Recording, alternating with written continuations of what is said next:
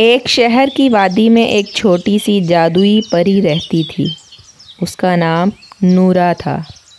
وہ بہت زیادہ اداس تھی کیونکہ وہ صرف انسانوں کو خوش کر سکتی تھی مگر جانور اس سے خوش نہ تھے۔ ایک دن وہ جنگل میں کسی نئی جگہ کی تلاش میں نکلی کہ اس نے دیکھا کہ راستے میں ایک سیاہ بلی رو رہی ہے۔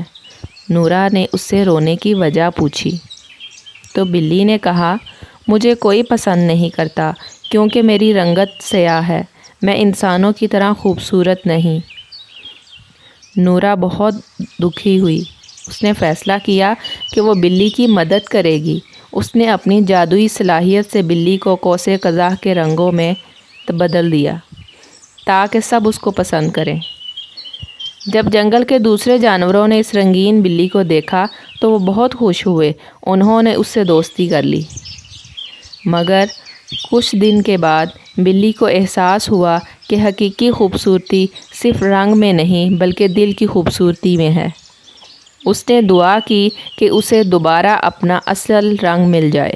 اللہ نے اس کی دعا قبول کر لی۔ پھر بھی اب جنگل کے تمام جانور اس کے ساتھ محبت اور عزت سے پیش آتے کیونکہ انہوں نے سیکھ لیا تھا کہ رنگ یا ظاہری خوبصورتی کی بجائے اندرونی خوبصورتی اور اچھا دل زیادہ اہم ہوتا ہے۔ نورا بھی خوش ہوئی کیونکہ وہ جان گئی کہ حقیقی خوشی صرف انسانوں کو نہیں بلکہ سب کو خوش دیکھنے میں ہے۔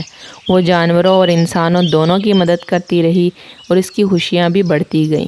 اس کہانی سے ہمیں یہ سبق ملتا ہے کہ ہمیں صرف بیرونی خوبصورتی کی پرواہ نہیں کرنی چاہیے بلکہ اندرونی خوبصورتی ہی اصل حسن ہے جو ہمیشہ باقی رہتا ہے۔